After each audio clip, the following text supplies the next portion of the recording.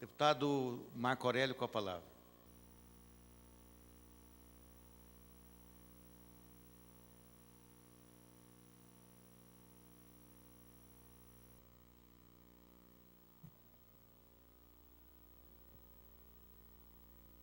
Senhor presidente, nobres pares, funcionários dessa casa, pessoas que nos acompanham aqui na Assembleia e a todos que nos acompanham pela TV Alesp.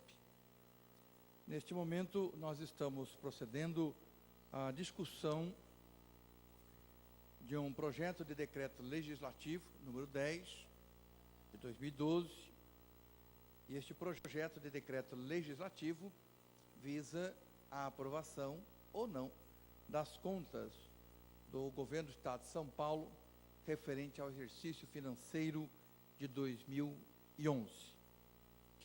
E antes de eu discorrer a respeito deste projeto, do qual nós agora estamos discutindo, eu queria aproveitar, senhor presidente, este momento, para agradecer a presidência dessa casa, na sua pessoa, agradecer a todos os parlamentares, agradecer a bancada do meu partido, ao líder do meu partido, porque na noite de ontem nós tivemos uma sessão em que vários projetos foram votados nessa casa, de autoria de deputados, e entre eles o meu projeto, que é o projeto número 500, que também foi votado na noite de ontem e aprovado por unanimidade nessa casa. Então, eu gostaria de tecer aqui um agradecimento a todos e falar um pouco a respeito deste projeto que foi aprovado, porque ontem, como eram muitos projetos a serem votados,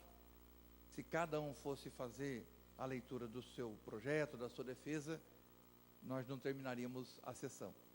Então, nós simplesmente aprovamos os projetos e ficou para o dia de hoje e de outras datas, cada deputado, se quiser, discorrer sobre o seu projeto. E o meu projeto, aprovado no dia de ontem, ele obriga as farmácias e drogarias a disponibilizarem cartelas de controle aos consumidores de medicamentos de uso contínuo de ingestão diária.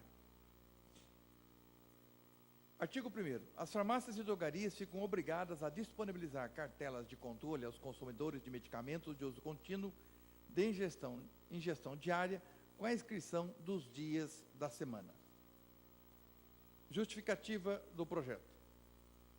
A indústria farmacêutica produz alguns medicamentos cujas embalagens já trazem uma tabela de controle de ingestão, como os anticoncepcionais e os hormônios.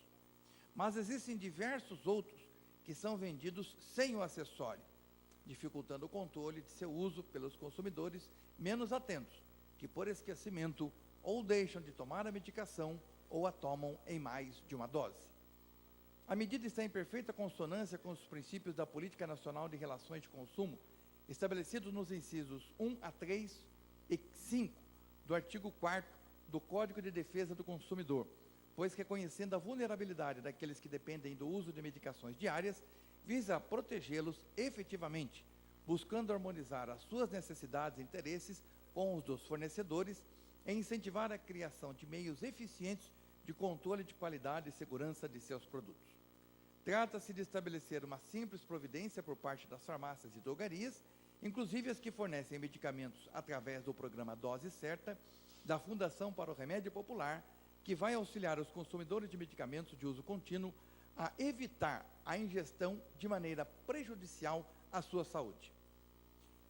Este projeto, inicialmente, nós obrigávamos as farmácias e drogarias a fornecer essa tabela gratuitamente aos seus clientes. No entanto, ao ser analisado pelo crivo jurídico, nós verificamos que nós não poderíamos fazer um projeto imputando uma despesa às farmácias e drogarias. Então, eu coloquei aqui que os estabelecimentos poderão cobrar o valor da tabela no valor em que ela custou à farmácia e drogaria. Então, são questão de centavos que a farmácia pode ou não cobrar, mas que ela é obrigada a ter e fornecer àqueles que foram comprar o medicamento, e isso não resta dúvida pelo projeto que foi aprovado ontem. Então, veja que pode parecer um projeto simples, mas que na prática vai trazer um ganho muito grande para as pessoas. Veja, você que nos acompanha pela TV Assembleia, você sabe, você deve conhecer pessoas que fazem uso de inúmeros medicamentos, pessoas que às vezes são idosas, pessoas às vezes que têm dificuldade de fazer um controle do seu medicamento no dia a dia, e o medicamento tomado de maneira irregular, ele traz um grande prejuízo à saúde da pessoa. Aliás, pode ser inclusive fatal. A gente verifica pessoas que às vezes pegam aquelas receitas e depois, ao adquirir os medicamentos, tem uma grande dificuldade em fazer uma administração na sua casa, de tal forma que eles sejam ingeridos de maneira eficiente, de maneira que não lhe traga nenhum prejuízo. As confusões, as misturas, e o esquecimento, se já tomou medicamento, se não tomou medicamento, e aí não sabe se toma de novo, se não toma. Ou seja, essa cartela de medicamento de uso contínuo, o que vai acontecer? A pessoa terá um mecanismo de controle individual para que ela possa, então, ter o mínimo possível de erros na ingestão dos seus medicamentos. Hoje, nós estamos falando em cartelas. Agora, eu acredito que nós vamos participar, em breve, de uma modernização muito rápida, de tal forma que, visto que os telefones celulares, por exemplo, se popularizaram, imagina se nós pudéssemos colocar os comandos nos telefones celulares, de modo que avisasse a pessoa a tomar o seu medicamento. Hoje, já existem telefones celulares acoplados em mecanismos, inclusive, de eletrocardiograma, que jogam o sinal para o médico e ele recebe uma informação do próprio médico sobre as primeiras medidas a serem tomadas. Então, nós estamos vendo o seguinte, nós estamos vendo um grande benefício na medicina, um grande avanço na medicina, mas, por outro lado, nós temos dificuldade de fazer com que este avanço chegue em todas as pessoas. Este projeto de lei, aprovado no dia de ontem, é uma contribuição para que as pessoas tenham um melhor controle do uso de seus medicamentos. E mais, é muito comum a pessoa ir no médico e, algum tempo depois, ir em outro médico, ou até no próprio médico, e ele pergunta, quais medicamentos você toma? E a pessoa tem aquela dificuldade de saber qual que ele toma, se aquele que foi receitado já acabou, se não acabou.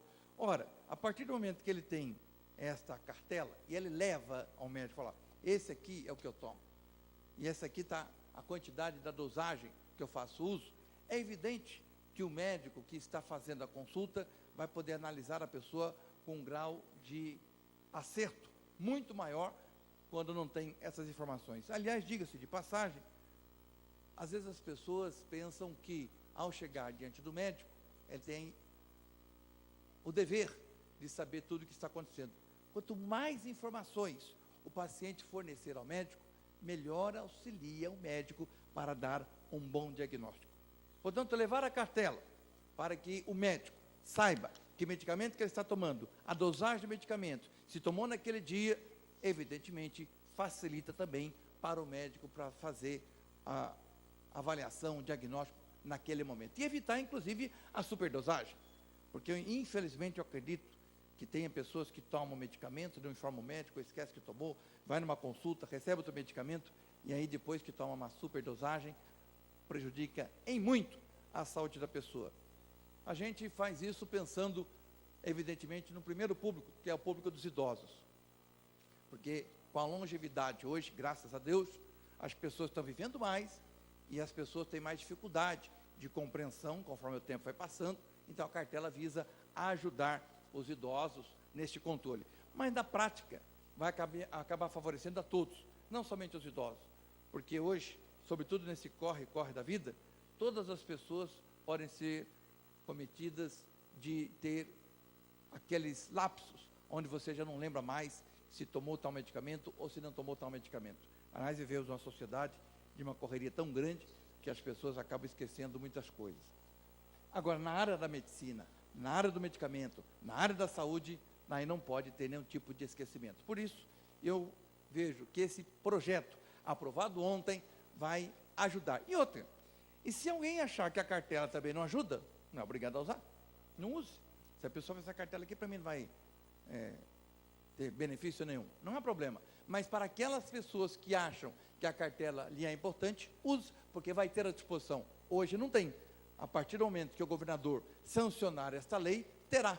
Portanto, é mais um instrumento à disposição das pessoas. Então, eu faço um apelo aqui ao senhor governador para que ele sancione este projeto de lei que foi aprovado aqui pela Assembleia por todos os vereadores de todos os partidos e publique. A hora que ele for publicado, se torna lei. E se tornando lei, nós vamos poder dizer que no estado de São Paulo nós temos um mecanismo de controle de saúde a mais em relação aos outros estados. Queira Deus que isso se concretize, queira Deus que outros estados também sigam esses exemplos e a gente possa ter uma saúde muito mais controlada da população brasileira. Porque hoje se gasta muito com saúde, mas não basta gastar muito, tem que ter resultado, tem que ter eficiência, tem que fazer com que aquilo que se gasta se reverta na recuperação de saúde da pessoa. E eu vejo muitas pessoas hoje gastando dinheiro e muitas das vezes fazendo um mau uso dos medicamentos que ela tem e com isso prejudicando a sua própria saúde.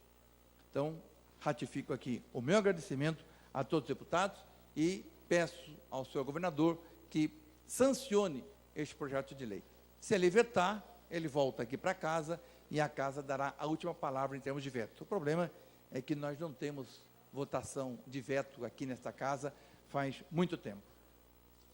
Bom, falando do decreto legislativo número 10, que fala das contas do governador, eu quero reiterar as palavras que já foram ditas aqui, porque as recomendações que vieram do Tribunal de Contas com relação às contas do Estado de São Paulo, veja, se nós estivéssemos aqui num governo que estivesse iniciando há 2 anos, 1 ano, a gente até podia pensar, não, mas eles estão se adaptando, estão começando a verificar como é que funciona essa máquina pública, máquina tão complexa, mas nós estamos falando de um governo que está aí há 20 anos, não é um governo que começou ontem, é o mesmo governo há 20 anos com problemas básicos que não foram resolvidos. Veja, por exemplo, as recomendações que aqui temos. Planejamento orçamentário ineficaz e falta de gestão por resultados, comprometendo a qualidade do gasto público. Não somos nós do PT que estamos dizendo, é o Tribunal de Contas do Estado que está dizendo. Falta de informações sobre os investimentos detalhados das empresas estatais não dependentes. Falta de transparência do orçamento em relação às propostas populares feitas nas audiências públicas. Nós vamos ter daqui a pouquinho a votação do orçamento, nós vamos poder falar um pouco mais sobre isso, que são propostas vindas das audiências públicas e que sistematicamente não são aprovadas e nem aplicadas no orçamento público. Inexistência de leis específicas para abertura de créditos suplementares, remanejamentos, conforme estabelece a Constituição Estadual, portanto, um descumprimento da Constituição Estadual. Falta de transparência orçamentária em relação aos recursos dos royalties. Baixa recuperação da dívida ativa, ineficácia e ineficiência no aproveitamento dos recursos humanos da Polícia Militar, falta de transparência em relação aos valores disponíveis para pagamento de precatórios judiciais, irregularidades e falta de transparência na FDE, e falta de transparência nas despesas da Copa do Mundo. Aliás, destacando essa questão da transparência da FDE, é bom lembrar que o presidente da FDE foi afastado por ordem judicial e está impedido de reassumir o cargo. Por quê? Por denúncias de superfaturamento, de desvio, de má gestão. E nós estamos tentando, na Comissão de Educação, ouvir as pessoas que têm fatos a nos relatar com relação ao FDE. Infelizmente, na semana passada, que estava tudo pronto para ouvirmos a pessoa do denunciante, a Comissão de Educação não teve quórum e nós não pudemos ouvir. Mas nós não vamos desistir. Nós, da bancada dos trabalhadores, fizemos a representação ao Ministério Público, que virou uma ação pública e que virou aí essa liminar que afastou o presidente da FDE. Eu espero que em 2013 nós possamos trabalhar com muito mais independência e que a gente possa apurar esse fato porque depois de acontecido, e quando vem para o relatório, é porque já ocorreu, é porque os prejuízos já foram feitos. O importante é que esta Assembleia, que esta Casa, impeça de acontecer o problema. Segure o fato na hora que ele está na sua origem, porque depois que acontece e é apontado o relatório traz coisas que já passou, que já ocorreu. Portanto, seus prejuízos já foram constatados para a sociedade paulista. E não é isso que nós queremos. Veja que, por exemplo, quando fala de ineficácia e ineficiência no aproveitamento dos recursos humanos da Polícia Militar. Ora, todos nós estamos percebendo, é a Polícia Militar e a Polícia Civil trabalhando de uma maneira altamente exaustiva, além dos seus limites. Por quê? Porque falta gente, porque falta equipamento, porque falta condições de trabalho, e o resultado está aí. É a insegurança no Estado de São Paulo. Insegurança real e insegurança psicológica, que são dois problemas distintos. Uma coisa é psicológica, a outra é real, mas uma alimenta ou retroalimenta a outra. Agora, isso aqui já é fato passado. Quando o tribunal traz isso, é porque já ocorreu. E nós, da Assembleia Legislativa, podemos e temos o dever de coibir com que isso aconteça no nosso Estado de São Paulo. Portanto, quando a bancada do Partido dos Trabalhadores se coloca contrária às contas e declara seu voto contrário, não é por nenhuma questão partidária, não é nada disso. A questão é a preservação do nosso povo do Estado de São Paulo. A questão é a defesa do povo do Estado de São Paulo. Porque quando fala aqui de ineficácia e ineficiência nos gastos públicos, quando fala de ineficácia e ineficiência na recuperação da dívida ativa, tudo isso é dinheiro do povo do Estado de São Paulo. E o fiscal, por excelência, desse dinheiro do povo do Estado de São Paulo, somos nós, é a Assembleia Legislativa. Quem faz, ou quem deveria fazer, a função número 1, de fiscalizar e impedir que o dinheiro público do Estado de São Paulo não fosse bem aplicado, quem tem essa obrigação primeira é a Assembleia Legislativa. E por isso, nós vamos então aqui declarar o voto contrário à aprovação das contas. E espero que em 2013 nós possamos ter maior sucesso nesta casa, para ouvir as pessoas que têm as denúncias, para que as comissões funcionem e para abrir as CPIs necessárias para que a gente possa fazer o nosso papel na Assembleia de agentes fiscalizadores, para que o governo do Estado de São Paulo seja um governo muito mais eficiente e faça jus a esse povo do Estado de São Paulo. Muito obrigado, senhor presidente.